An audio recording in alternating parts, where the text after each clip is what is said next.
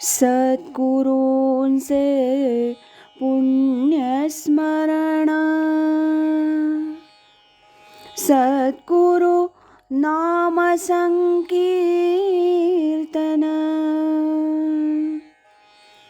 सद्गुरु गुणानुवाद गान, श्रवण मनन सद्गुरूंचे, श्रवण मनन सद्गुरूंचे.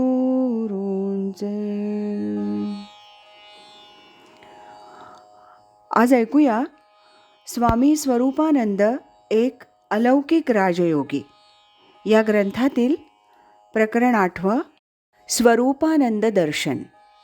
यामध्ये मुंबईचे वी.स. पागे यांनी लिहिलेली आठवण, माझी आणि स्वामी स्वरूपानंदांची एकच भेट झाली, पण ती अपूर्व.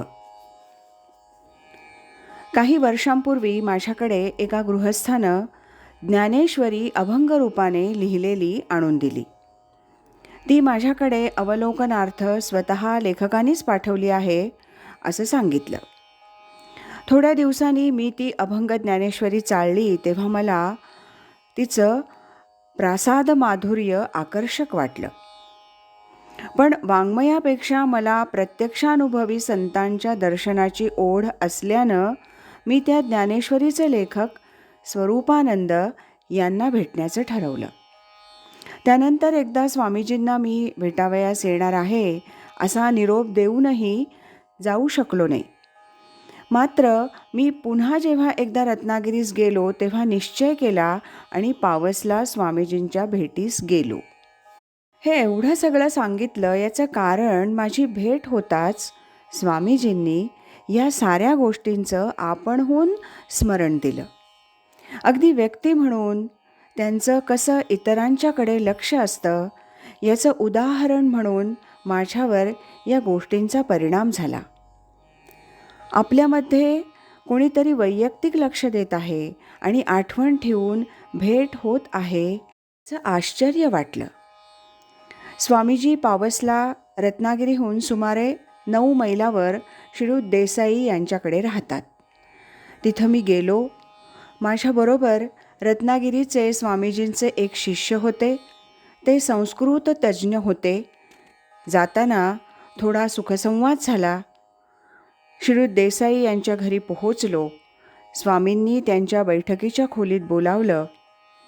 आत गेल्यावर बाकी सर्वांना दर्शनानंतर बाहेर जाण्यास सांगितलं आणि नंतर माझ्याशी त्यांचा थोडा संवाद झाला.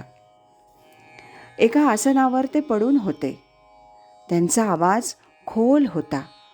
मोठ्या प्रयासानं ते बोलत आणि ऐकताना लक्षपूर्वक ऐकावं लागे. बोला असं त्यांनी म्हणताच मी विचारू लागलो, हृदय हृदय म्हणतात, त्याचं खरं स्थान कोणतं, छातीत की डोक्यात? खरा अजपाजप सोहम की हंसाहा? तसंच सोहम हंसाहा असा जप सांगतात, तो असा काय? अजपा जर स्वाभाविक चालतं तर हिला दीक्षा आणि नित्य प्रातःकालचा संकल्प विधी कशाला? एक ना दोन, अनेक मी योगामधील प्रत्यक्ष अनुभवावर आधारलेल्या शंका त्यांना विचारल्या. पुढे स्वामीजींनी उत्तरही अनुभवातूनच दिली. त्यानंतर गूढानुभवांचीही बोलणी झाली. मला एका अत्यंत उच्च साक्षात्कारी संतांची भेट झाल्याचं समाधान लाभलं. आमचा संवाद संपत आला. उठण्याच्या वेळी मला स्वामीजींनी त्यांच्या समोरच्या आसनावर बसवलं आणि माझ्याकडून एकदा दोनदा नव्हे 4दा योग क्रिया करून घेतली आणि माझ्या शंका प्रत्यक्षानुभवानं नाहीशा केल्या.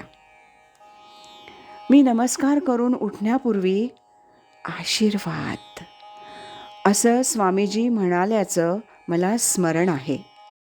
मी सर्व काही साक्षात दाखवलं, सांगितलं आहे. मस्तकी हात मी अलीकडं ठेवीत नाही. माझ्यामध्ये शारीरिक शक्ती तेवढी राहिलेली नाही. तुमची शंका दूर झाली, काम झालं. असं म्हणून स्वामीजींनी आपली काही पुस्तकं, अमृतानुभव वगैरे मला प्रसाद म्हणून दिली. दुसराही प्रसाद दिला. आम्ही घरी परतलो. वाचकांना वाटेल तसं मलाही वाटलं की शरीरशक्तीचा, आशीर्वादाचा आणि मस्तकस्पर्शाचा संबंध काय. मला अद्यापही हे समजलेलंच नाही. पण स्वामीजींनी माझ्या गूढ शंकांचं निरसन करून मला अध्यात्माच्या एका वेगळ्या निश्चयावर नेलं, हे सत्य आहे. मी तो प्रसंग आयुष्यभर विसरणार नाही.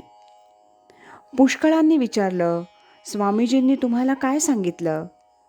मी त्यांना सांगतो, ते त्यांच्या पुस्तकात उघड लिहिलेलं आहे. जसं आयुर्वेद ग्रंथामध्ये सर्व असतं. त्यासाठी एखाद्या रोग्याचं प्रिस्क्रिप्शन अगर रोगनिदान पत्रिका वाचण्याचा मोह कशाला? तुमच्या विशिष्ट रोगाचं निदान तुम्हाला हवं वाटलं तर ठीक. जसं प्रेमकाव्य वाचण्यात गोडी आहे. त्यातील प्रेम कोणावर कोणी केलं होतं हे नावानिशी इतिहास कळला तर प्रेमाचा रंग फिका होईल. तद्वतच हे संवाद वैयक्तिक म्हणून खाजगीच राहणं चांगलं.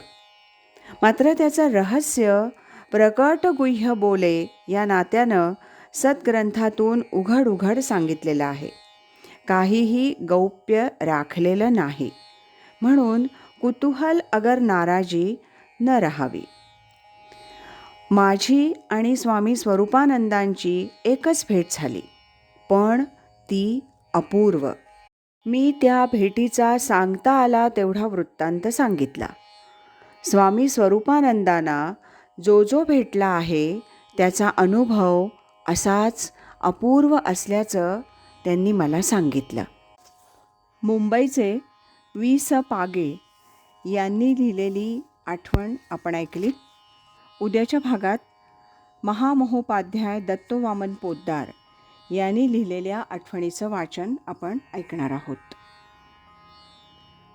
श्रीमद सच्चिदानंद सद्गुरू श्री स्वामी स्वरूपानंद महाराज की जय. हरि ओम तत्सत.